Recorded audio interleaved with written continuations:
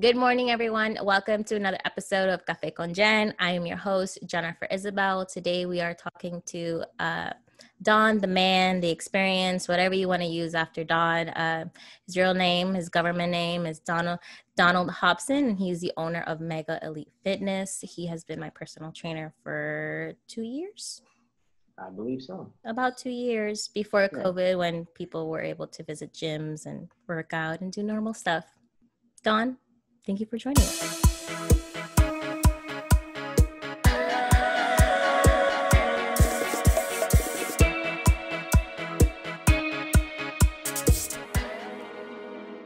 My pleasure. Thank you for having me. Hey.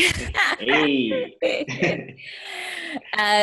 So I met you, like establishing how I know you. Please, everyone, excuse. There's a fly in here, so if you're watching via video, please excuse the fly.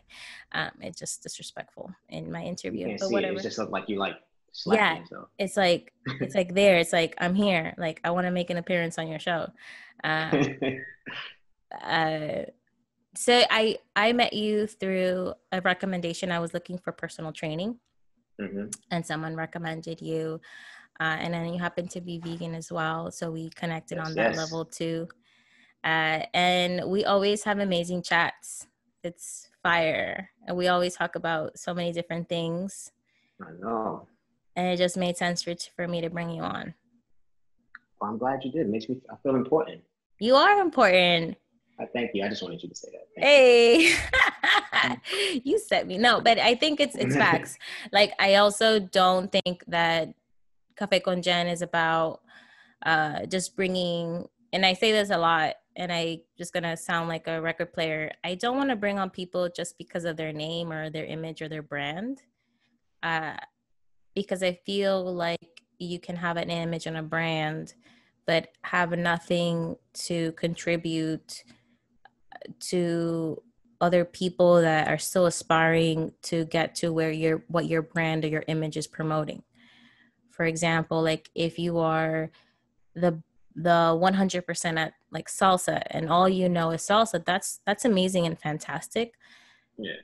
But sometimes it's hard when, let's say during this time especially, people aren't thinking about salsa as much as they did before. So it's just what other things or skills or capabilities or just thoughts do you have on other things that you're not known for, to help someone through this time, to share a little light, to highlight, to make them just become better people? And you know us, we talk about everything. Yes, we do. I want to start this conversation aside from like establishing how we know each other.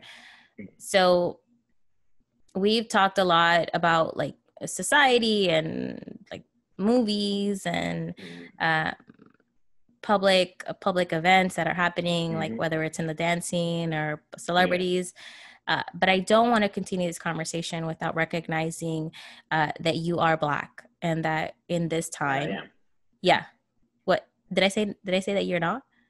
No, I said that I am. Oh yes, of course. Yeah. That you're most certainly, if like, unless you're listening to this on the podcast that you aren't able to see, but Don is a Black salsa dancer, and I want for you to take a few minutes or however long you want and really talk about what your feelings or your thoughts or anything that comes to mind in terms of what's going on right now and how you feel it correlates within the dance scene. Well, I mean, me personally, it's been half and half. Like, you know, sometimes, you know, you're in certain environments in the dance scene and you're welcomed, you know. It's just like people just want to dance. They want you in there to appreciate the culture of the music. And then, you know, there's other times where people are kind of like standoffish, you know, a little slight. I don't even know if I want to go along the lines of saying complete racism, but prejudice, you know, definitely prejudice. But it's like half and half. But for the most part, the dance scene has been real welcoming. It's just that, you know, every now and then, you know, you have moments where, you know, people look at you a little crazy when you're asking to dance, so maybe because, you know, I don't look the part I don't even know what that means. That they're reluctant to dance with me or whatever, or like, or just straight up be like, nah, I'm okay, you know. So it's you know, it's been half and half, but you know, being a black man in America, you know, you kind of like roll with the punches with that. Yeah, I feel like it happens other in other parts in terms of people looking at you and thinking that you're not qualified because you don't look a certain way. For me, I've seen it mostly in terms of restaurant dining when I'm going to an Italian restaurant and everyone in the kitchen is not Italian. Yeah. Or you go like somewhere for sushi and then you look at the kitchen and like, there's no one that looks Asian in there. So that experience of understanding that sometimes the workers behind these cuisines are not the cuisines that it represents has helped me in my journey in terms of being more accepting that anyone can do anything, and nothing, no specific aspect such as dancing is correlated to a specific race or culture or whatever you however you want to look at it. And plus, if we dig into the roots of it, like the roots of salsa, which I've danced salsa and bachata, but as you know, salsa has that special place in my heart. Of course. But it's you know, it's rooted in Africa. You know, African drums is the root of it is African. So if people know the history of the music, then you know, like it's a combination of Latin culture, African culture. But I just think that the African part of it isn't taught or displayed enough in the dance community. So I think if more people had a understanding of the roots and the culture of the music, that you know, maybe like certain individuals like myself wouldn't get looked at like, oh, what is he doing here? There's times I've gone to clubs or stuff like that, and I get those looks, like not really socials, because socials is a little different for the, you know, I guess majority of your listeners know what a social is, but for those that don't, social is more like you know, people that's been taking dance lessons and, you know, a part of the dance community go to like these certain events and just dance. But if you're just going to a regular club, which sometimes I do, and I'll go in there and I'll get that look like, you know, what is he doing in here? Or, you know, and in those clubs, it's actually harder for me to dance. Like I'll go into like a regular Latin club and it's actually harder for me to like, I'm like, you know, you want to dance? And I'm like, nah, we good.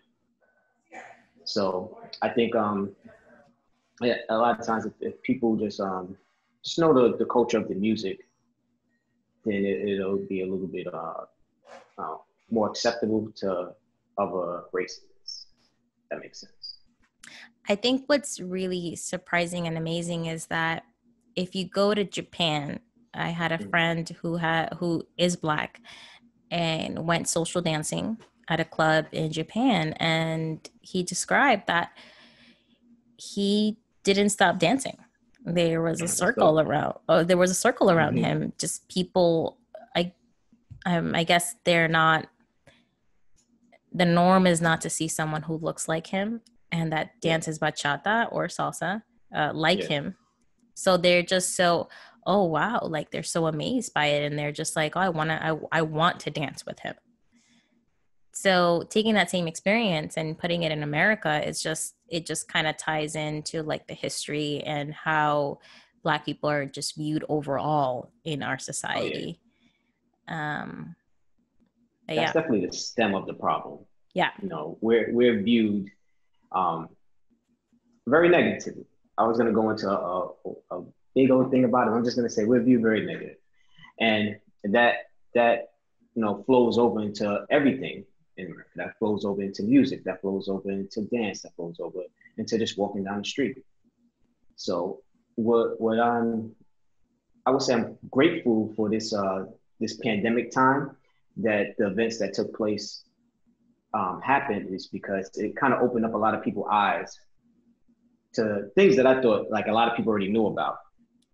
But as you know, the events with George Floyd and the protests and everything, I had people that weren't Black, of different nationalities, asking me questions that I'm like, you didn't know about that, or certain events that took place in the past. And it's like, I never knew about that, and I'm just assuming that everyone knows about that. So I think that because of the times that we're in at this present time, hopefully people will start like know that the negative things that's been said about this negative subtle things. When I say subtle, because things are portrayed in television shows and music and news where it's like a subliminal on how they project Black people as being this and being that. And then people that don't have Black friends or haven't grown up in a Black community, they're judging Black people as like whatever they see on TV.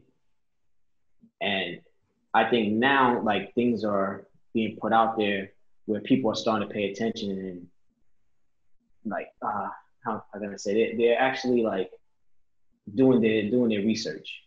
Doing the work. Instead of just saying like, oh, I'm gonna believe what the news said, I'm gonna believe what this racist television show says, or whatever the case is. So, you know, that's a good thing.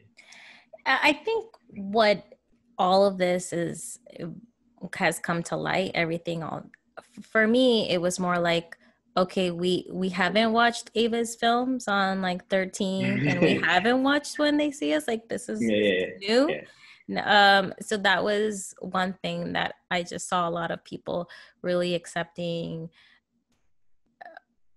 Black produced movies or stories that told Black stories.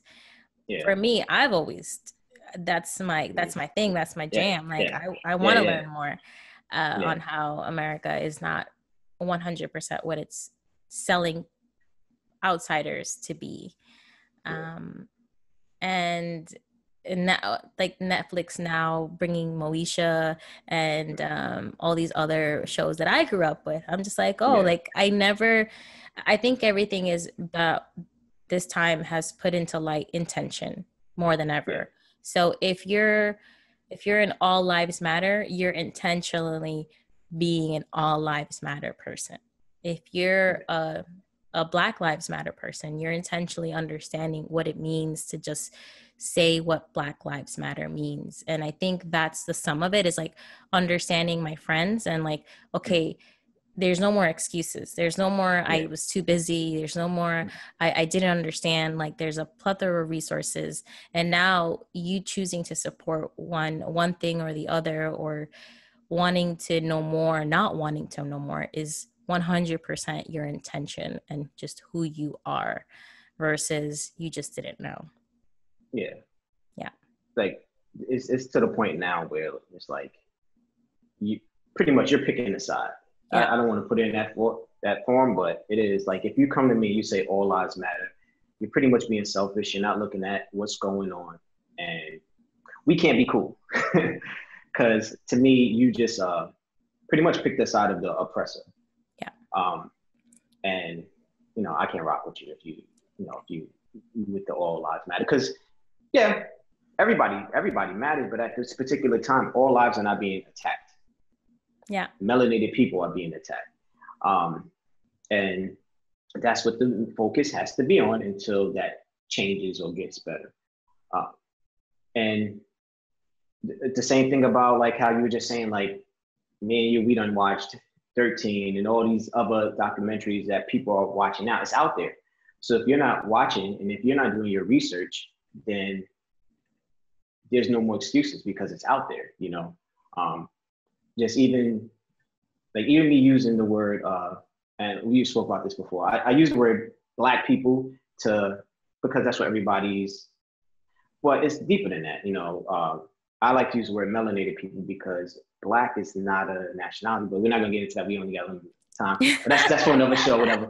But you know, for society's sake right now, I'm gonna use the term Black people. But just there's so much history that if people go out and research, they'll understand why I like to say melanated people more than Black people, the term Black people and stuff like that. There's so much information, there's so much history about melanated people, Black people that's been hidden, that it's here now. You just have to go out there, do the research, do the studying, and you'll find out so much as far as not only about the history, but about all the conspiracies, all the things that were put out there to oppress us, that's still out there, that continues to oppress us. Like, there's no more excuses. So when people say, like, after this time period, after this craziness that we went through, no one could come to me and say, well, I didn't know.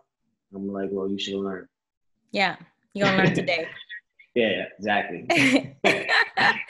No, I think, like, for me, especially as a dance teacher, what's reshaping the way I see how perhaps I've contributed to the systemic structure of a very I don't want to say microaggression, but a very underlining way that I could have been uplifting white structured or white privilege or whiteism in my dance process is, for me, it's hairstyles.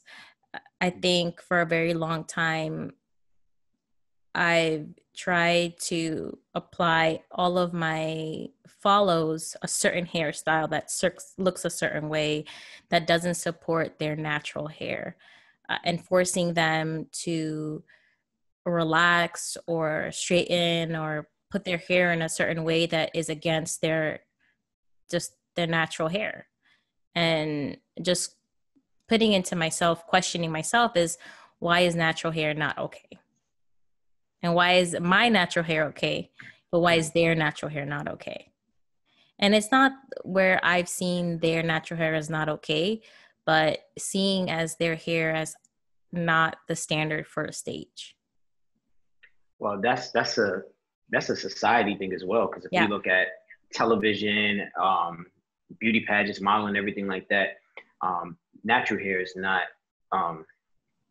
it's not promoted. It's not looked upon as being as beautiful as it is. Like me, I'm a big believer of natural hair in whatever sense. You know, no matter whatever your race is, I'm natural. I'm big on natural.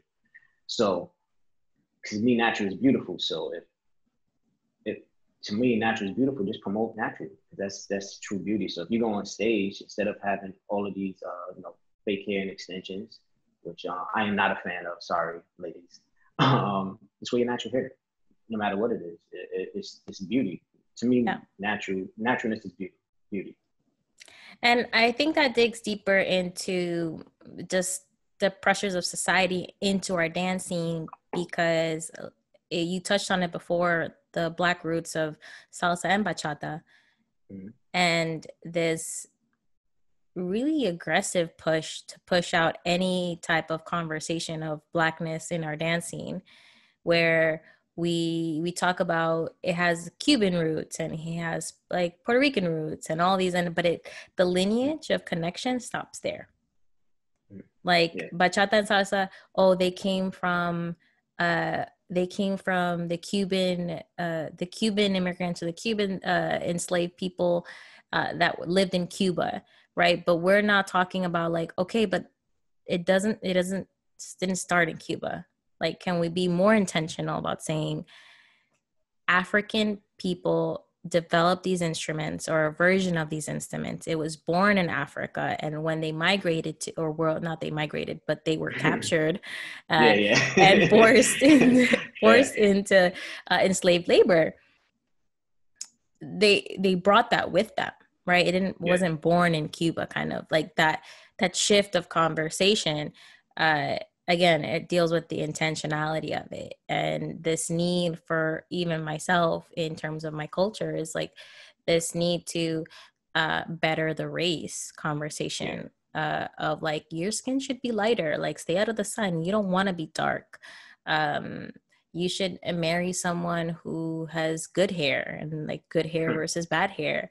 And okay, like, are Latinos Black? Are we going to address that issue? Are we? And I guess I would like to get your input on what you think about Afro Latinidad, which is like Afro Latinos that are just like, they're acknowledging their African roots, but also wanting to connect to their Latino their Latin American roots of the Spanish culture. Like, what are your thoughts on that? I mean, there's no reason why you can't love both, in my opinion, right? Yeah. Like if you're half, excuse me, if you're half and half, love both. Just don't just promote one, you know. And with a lot of I'm not gonna say any specific names, but people in the dancing, when everything happened with the protests and everything, and you know everybody was promoting things on their page, and there's a lot of people from the dance scene that kind of in a way broke my heart because they didn't speak up about that. And some people are darker than me, you know, and yeah, you have your Latin roots in you, but you know, just by your melanated skin, you have your African roots. So you have to stand up for both, you know, just like I don't have any Latin blood in me that I know of, but you know, I love the culture. I respect the culture. I respect the people. I love the culture. I love the people. If something happened in the Latin community, I'm speaking up. You know, Yeah. Your fight is my fight. I actually feel like Black and Latino, we're pretty much the same. I don't look at Black Latino as different. Like we're the same. Just that, you know, you just happen to speak Spanish, and then, well, I'm actually learning to speak Spanish, but you know what I'm saying. No, but you're good. Don has your what level in Spanish? I've been taking Spanish lessons for about 4 years now, 4 or 5 years. Yeah, and you're doing pretty well. I mean, this podcast is in English, but I think if I had it in Spanish, you would do well. I would survive. Please don't test me right now. No. I won't put it out there. So for me, it's just getting more, just inserting the conversation and letting people know a little bit more into, okay, let's start inserting melanatedness. I'm going to try to up my vocabulary. Yeah. Melanatedness into the conversation. For me, it's where I have to, I'm on a self-discovery of like, okay, what does melanatedness look like in myself? My mom is very pale skinned, but that doesn't make her white. For me, it's kind of thinking about, okay, how does the oppressing role in the Dominican Republic look like in my mom's lineage? Because it's not where, oh, my mom is white. No, my mom was probably not white. She just she's mixed with the colonizer's blood, which makes her on the pale side, versus my dad. He probably has a little bit of indigenous tribe / maybe a little bit of melanatedness. And I don't know. I don't know, because people don't talk about that. People don't want to uplift that. But it's like, now my discovery is like, okay, how do I talk about myself in a way that feels genuine for myself? It doesn't feel like I'm appropriating anything. And it feels that I am acknowledging and uplifting and also learning at the same time. And for anyone who feels like, I don't know, like maybe guys are a little bit extreme what you're talking about. Well, just ask yourself this question: why is one hair considered good hair, one hair considered bad hair? Why is one complexion considered this and one complexion considered that? Like once you don't even have to answer the question, just ask the question and then think about it. You know, it shouldn't be like that, you know, and it shouldn't be a discrimination about things like that, and especially in like how you saying a place like I never been to DR, so I can't really speak about DR too much. But when I went to Cuba, I saw the difference. I saw, I love Cuba. Have you gone yet? Yeah, I went. Not this past. When did we go, Jonathan? Was this past December? No, right? It was 2 Decembers ago. 2 Decembers ago, we went for a few days with another couple, but it was. What did you think about it? Because you was supposed to went when like 20 of us went. Yeah. So for me, did I go twice? I've been there twice. Okay. Right, Jonathan? Yeah, I've been there twice, where you were just like trying to change my flight. That's another conversation. I think that was when like the big hurricane I don't know if you remember that hurricane that was like in September, I think 2 years ago, that devastated not only that island, but also the Hurricane Maria. Was it Maria? That devastated Puerto Rico. Oh, I know what you're talking about. Yeah, yeah. Yeah. I can't remember the name, but I know. Yeah. So that hurricane came, and I was in Cuba when that hurricane was coming. And Jonathan was like, "You need to leave Cuba right now." He's like, and I was like, no, maybe like we'll just wait it out. Like it's okay. He's like, and then I called him again, maybe like an hour or two afterwards. And he's like, okay, so you're leaving tomorrow. I need you to get to this airport. You have a flight. This is your confirmation number. And I'm just like, Jonathan, how did you change my flight? And he's just like, I got it done. Like, there's no way I'm having you in a hurricane and survive a hurricane. Dude. That's a good dude right there. Or he's just like, he's borderline very hands-on in my life, but it's okay. I understand that he comes from a place of like worry and love, and but still I still question, like, okay, this airline changed my flight without my permission, like just also like he made it happen. That's a good dude right there. Yeah, but also the airline let so like potentially could be a stranger to just change my flight without my consent, but it's okay. Like that's another conversation for another time. But yeah, like just please speak on your Cuba experience. I just wanted to support your Cuba thoughts. Thank you. I mean, just when I went out there, I saw like the difference between like how people of darker complexion was treated, versus people of lighter complexion, and I thought it was.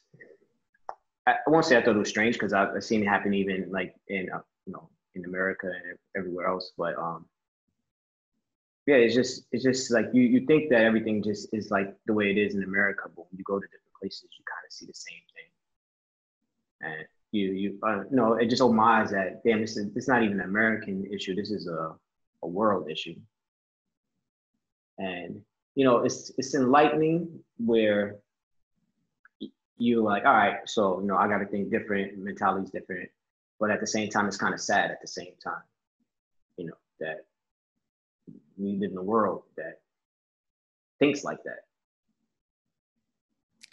Yeah, and I feel it's just a constant struggle of oppressor versus the oppressed. Yeah. Whether it's based on your skin color, I also feel like the same relationship is between people who are working class and people who have built generational wealth. I also feel like in terms of religions, if you believe certain things, you're better off. If you don't, in my experience and in my circle, if you come from a religion that believes in multiple gods versus believing in one God, the view is that if you believe in multiple gods, you're leaning towards this bad image, which also is another conversation of santeria, or I don't know how to say it in English, but kind of like the Wiccan culture, like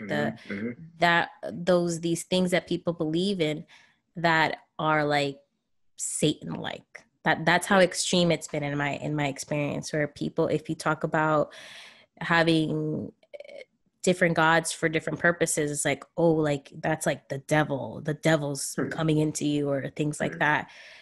Versus if you just believe in one God, that's you're on God's path, like you're holy, you're a part of us. And it's interesting because I feel like in the Greek mythology, there is a different God for different things, and it's more accepted in our culture versus when we go into, and I'm not the right person to speak on this. I think I'm just kind of relaying what I've learned so far.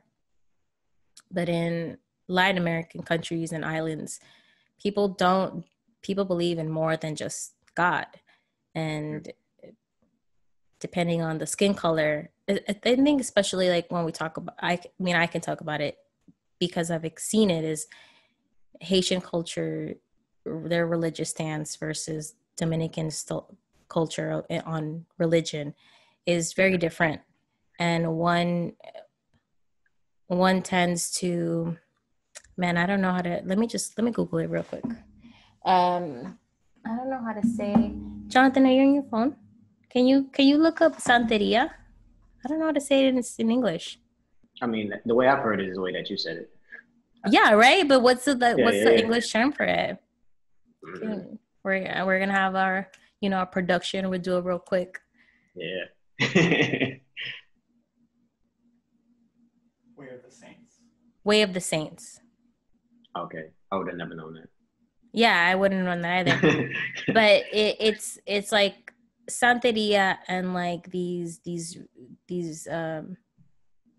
rituals of like dolls and praying to different spirits and things like that, which is more common in Haitian culture than it is in the Dominican culture, is just another thing that is looked down upon in Haitians from a Dominican perspective, versus really like embracing that, because there are Dominicans that do that do little rituals for themselves, like wear a certain color in the new year, like eat 12 grapes. Like these are norms that I don't think are in the Bible. I don't know. That's just my experience. But this is the thing, I mean, to tap into that real quick. Like you mentioned rituals, right? Yeah. So, all right, Christianity, Catholic, especially Catholic, they all have rituals, but we don't look at them as rituals sometimes. Like, my mind just went blank. But it's like the crossing across, like for me, it's like doing the cross in front of whenever you're in a car passing a church, you have to do the sign. Yeah, that's a ritual. Eating the bread of Christ and drinking the blood of Christ is pretty much a ritual. Like me personally on religion, I'm sorry, we just kind of switched the subject. Yeah, so no, it's okay. It's okay. It's like this is where Café con Jen flows. So y'all just gonna have to flow with us. Mainly I was raised in Christianity, have a strong Christianity base, but recently, and I still my foundation is Christianity, but I learned from other religions and other things too, because the way I feel is that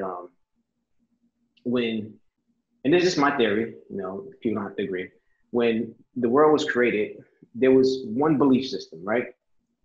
We all we're all human, we all came to this earth, and there's one belief system. Now, if this person studied this person studied this person studied this, when they branch off, they're going to have their own perspective on that belief system, but it all comes from this one main belief system.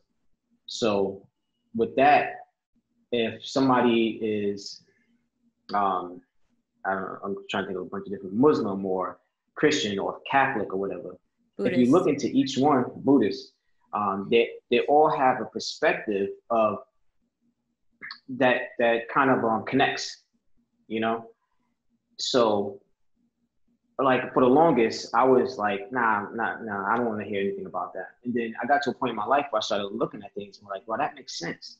So I can have a core base in this certain religion, but I can also study that religion and take something from there, and at the same time respect all of the religions. Because I notice like a lot of times, and no disrespect to my Christian and Catholic peoples, but they're very standoffish about certain things. Like, no, that's not Christian. And this is coming from a person who I consider myself a Christian. I consider myself a spiritual Christian. I know a lot of Christians are gonna be like, whatever. But that I try not to focus on the religious aspect of it. I try to focus on the spiritual aspect of it. And in doing that, I can learn from Buddhism, and I can take things from Buddhism, like meditation and certain things, or take things from here about like crystals and stuff like that, and connect it all together. And if people studied the Bible and looked at certain things in the Bible, some of these things are written in the Bible. It's just about how you interpret it. So I don't know how we just got on that subject about talking about religion. No, it's okay. It's okay.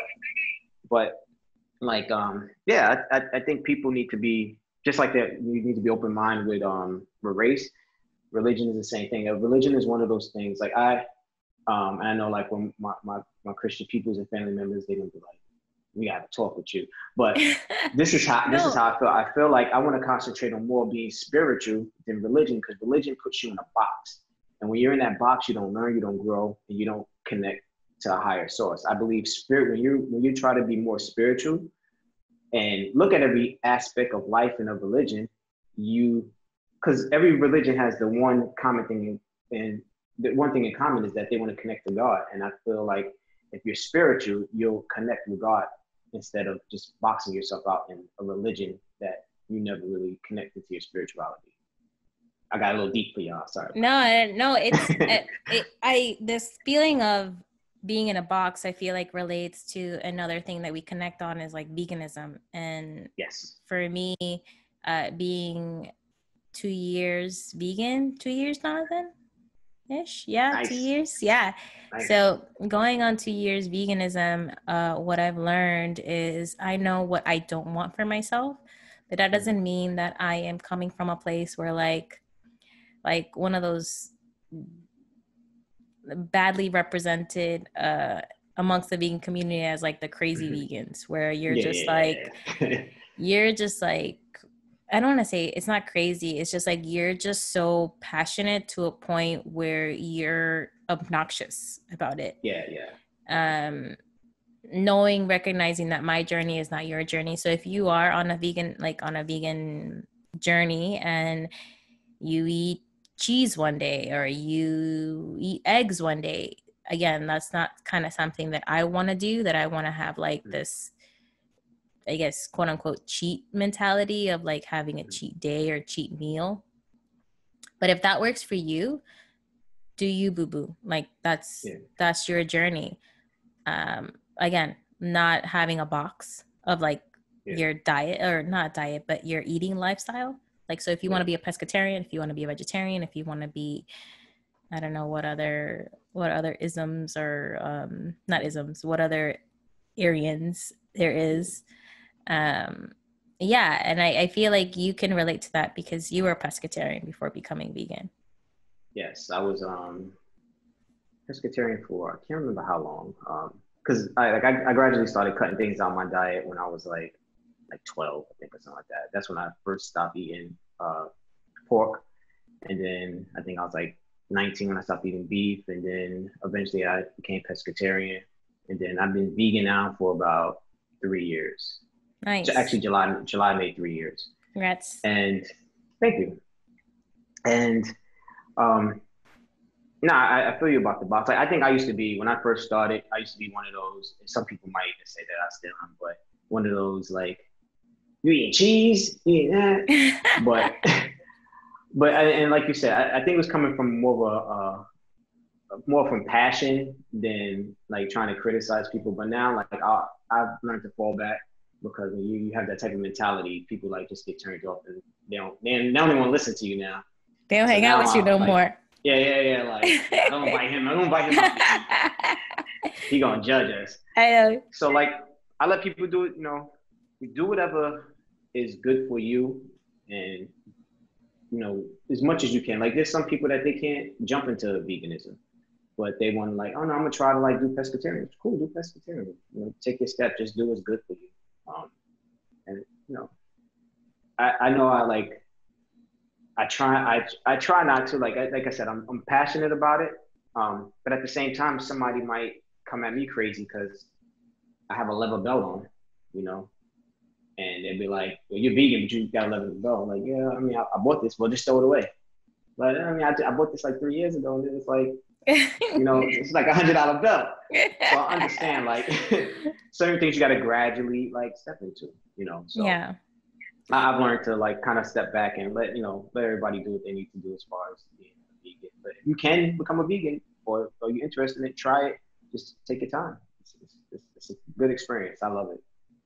Yeah, I went cold turkey. I was one of those people that they're like, oh, some people can go cold turkey, but you just try one step at a time. For me, I think I'm the kind of person that once I decide to do something, I'm just like, bye, like 100%. And one day I decided, I'm like, I just got tired of eating baked chicken, and I would go to some restaurants and I would still see like red blood like on the bone.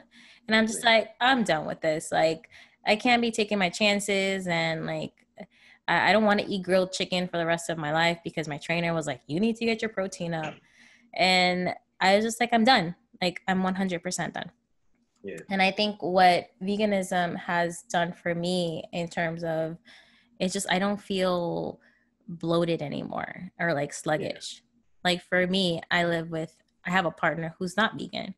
He likes to call himself half vegan because he supports himself. He supports my food, like my lifestyle. He eats what I eat. He loves the thing. He's a Gardein person. Like he loves Gardein. And it's just like how, like I can't be super passionate to where like I'm gonna break up with you because you eat meat. It's just you have to know why you're doing it. You have to test it out, see how it makes you feel, and then understand that not everyone is gonna be on your journey. And is that your deal breaker? Is you seeing someone eat meat in front of you? Then it's just like, just be prepared that if that is what you need from your life, and like to where it's like no one can eat meat around me or eat cheese, then it's just like you have to understand that you're not the majority then. And what is your life going to look like? And also, are you going to be, also, when did you start veganism? Like, were you one, or have you been vegan all your life? So yeah, some people, haven't made that switch, and that's how I feel. Yeah, absolutely correct. Like for me, like in my family, and I have a very big family, I'm one out of two people in my entire family that's vegan. And my cousin, she's vegan. She lives in like somewhere in the Midwest somewhere. But when I go to family events, there's pork, beef, to the point where I gotta bring my own food. And sometimes my sister, like she'll like make me a vegan meal or something like that. But you know, my family, they're not vegan. They originated from the South. They're eating like all types of crazy stuff. But I can't judge them. I mean, in the beginning, I used to be like, "Hey, you shouldn't eat that," whatever. Now I'm like, I just wait for them to ask me questions about things if they want to switch things up. And like I say, even with because I consider myself a very strong vegan. Like I don't eat sometimes milk, eggs, and I will not touch it. But I'm gonna share something with all you guys out there. The other day, so during the pandemic, I've been doing a lot of park workouts and stuff like that. And I needed some gloves, so I went to this store, this army surplus store that I like to go into, and I got these gloves, paid for them, whatever. And the guy was like, "Yeah, I'll give you a good deal, because the bottom part is like 100% leather." And I was like, I felt bad, and I left the store, and I went to go work out, and I didn't use the gloves, and the whole time I was like, I kind of feel bad buying these gloves,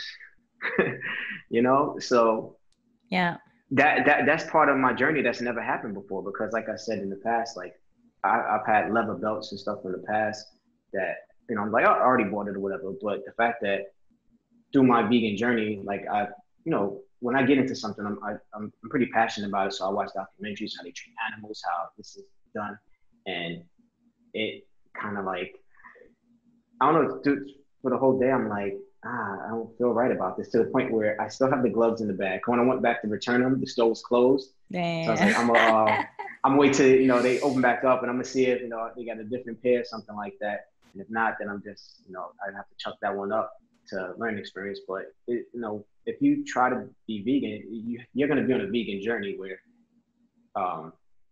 you might just be cold turkey like you did, passionate, or you might just stop a little bit. But it's like it's a small journey. So as you go on your journey, you're gonna build up. So right now, somebody that's looking to be vegan is like, you know what, I might, I'll stop eating stuff, but I'm not gonna stop wearing leather. And then as you get it more into it, you might be like, I can't mess with leather anymore. Or you might be like, I'm just gonna stop eating. I'm gonna stop eating beef and pork. And then as you go on that journey, you realize, you know what, I don't like the things that saw how the animals are treated. I don't like how it, it's for my health, so I'm gonna cut it out. So, your vegan journey is your journey. Just, I would say, take it step by step, and then you'll learn as you go. What's part of your journey. Yeah, for me, I think that I am a vegan by I don't know how to say it, like eating. Like I'm a Health, vegan like, eater. yeah, by health. Like But doesn't you mean, could. yeah, I don't, I mean, I don't really shop anyway. I don't, but I don't think I'm in my journey or in, I think I'm still new to where I'm just focused on like making sure that everything I eat um, is vegan, uh, which is interesting because I'm quarantining with my mom. So my mom loves baking. Like she is all about the baking. And we were like, oh, like again, my mom has been in the part of the journey where I've had like, she's just like, you're vegan. Like, what do you mean? You're only going to eat rice and beans. Oh my God, what's going to happen to you? You're going to be so skinny. So she's like, oh, here, have some eggs. Oh, here, have some fish. I'm like, no, like vegan is no eggs, no meat, no nothing that comes from an animal. And it's taken her a long time to accept that. So early in the quarantine process, me thinking that she understands that I'm vegan and I'm committed. She was like me, but also me trying to establish a relationship with her. And like, this is the way she's coping with the quarantine is by baking. Like she's on YouTube all the time and just watching recipes. And she understands that I can't eat milk and eggs. So she made this banana bread. And I was like, she's like, do you want some banana bread? And I'm just like, I didn't ask. I honestly didn't ask. So I'm like, oh yeah, sure. And then I ate the piece of banana bread. And then I felt terrible. Like you can ask Jonathan. I showed Jonathan, like, look at my belly. Like, this is not normal. This is, I felt like the one slice of banana bread, I was like, I feel the way I used to feel when I used to eat meat, and I used to feel sluggish and heavy and bloated. And then I asked her and she's like, yeah, I made it with eggs. And I'm like, of course, because that's just, so since then she's been trying to like do healthy recipes. They 100% are not, I don't know, they were not very good, but they're a work in progress, right? This gluten-free, no eggs, all oatmeal, flax egg. So it's definitely a process for her, but that was like my check in my journey to like, okay, I still need to be a lot more no, I can't speak today. I'm more intentional about making sure that everyone around me understands like what my eating lifestyle is, what understanding. I also understand like, okay, I definitely can't mess around with eggs, even if I wanted to like slowly creep it back into my lifestyle, because it was a good reminder that my body is not about eggs, because of the feeling that it gave me with the one piece of banana bread. Yeah, I guess if any dancer wants to try it, I strongly recommend at least having one of your meals a day, not have any type of meat. I don't think it's going to hurt you. I think it's only going to improve your lifestyle, and just try it out, see how you feel. And if it's not for you, it's not for you, but at least making that decision informed, knowing and experimenting and trying it, rather than just like, nah, like we're my ancestors ate raw meat. Like, this is who we are. I mean, to me, it's exciting because when I first wanted to try being vegan, I did it for a month, and I was like, I'm gonna try it out for the month, and if I like it, I'll stick with it. And of course, I ended up sticking with it. But I think it's exciting because you get to try new food. Pre-pandemic, especially if you're in New York, there's a ton of vegan restaurants, and I was hitting up all of them. Which, being a vegan, you gotta be careful because there's a lot of vegan junk food places out there. So you'll be eating all this vegan junk food. Like my first few months of becoming vegan, I gained a lot of weight to the point where I was like, why am I gaining so much weight? So I contacted one of my other friends that has been vegan like for years, and they told me like, they was like, well, send me what you're eating. And I sent them, and it was like, oh, you're bugging out. You're eating all this vegan junk food. Like, try to go to some vegetables and some regular stuff. But more whole, what is it? I think the term is like whole foods. Whole food. Whole foods. Yeah. So, yeah, it can be exciting. You like, especially like even during the pandemic, you can go on Pinterest and stuff like that. Look up vegan vegan recipes. Jackfruit. So, yeah, love me some jackfruit.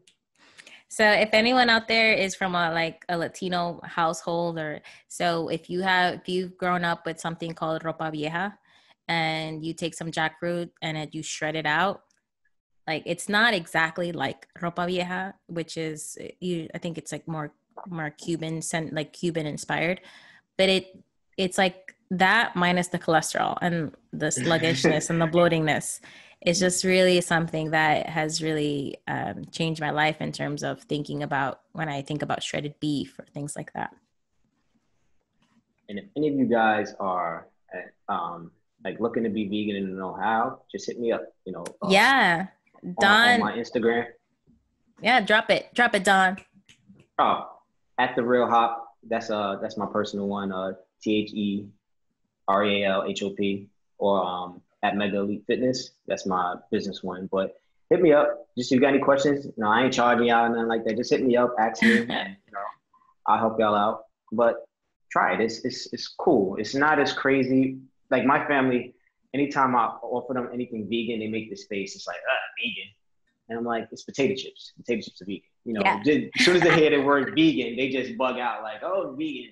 I could be like, you want some vegan French fries? And they'd be like, I don't, like, it's vegan. It's just regular French fries.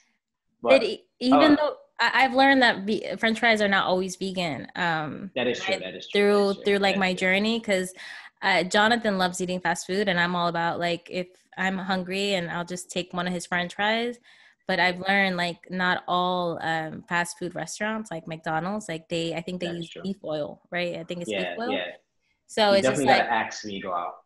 Yeah, so like not all fast foods use soybean oil. So it's just like something that I've learned throughout the way, that, again, being really mindful. And I think that's what also has encouraged me to just cook at home, make my own meals, because it just makes it could be the same dish, but it could be like 10 times healthier if you just make it at home, especially now. I think that's like the hardest thing when you when you go out and you gotta ask them, like, this have this and this have. That's like the hardest thing of being a vegan. Yeah, but it also is. It's about what kind of vegan do you want to be? Do you want to be that level of vegan, or do you just want to make sure that you don't see any cheese, you don't see any meat, you don't see anything on your plate that's like not with what you're aligned with? But yeah, so be on the lookout. Don and I, Don is also a personal trainer. So if you're interested in like some coaching and sessions, please be sure to hit Don up on Instagram or his email. I'll also provide his email address so you guys can like shoot him your questions. And we're also working on some very exciting projects in terms of trying to promote fitness in our dance community. So be on the lookout for that. Yes. Don, do you want to say anything else before we close out? Thank you. Hey. Thank you for letting me be on your platform. I appreciate it. I know, like, me and Jen could talk for like days about stuff. So, hopefully I'll be invited back to do a part. Yeah, no, we hardly touch dance. We hardly touch anything about social dancing, anything about your experience as a dancer. But I feel like this is just talking about this is the first step, like in terms of like our experiences. And then like later on, we can definitely have like a chat about like people who try to lift girls up in a dance floor and how that's yeah. Definitely. So yeah, thank you so much, Don, for being on with me. This is only the first of many with Don. Like, I absolutely love talking to Don and hearing his experience and his perspective.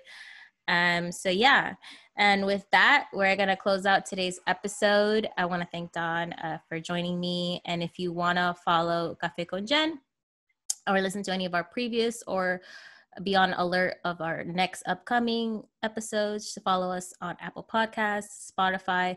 And if you want to see this with captions and see our beautiful faces, please be sure to follow J Squared Bachata on YouTube. See you next time.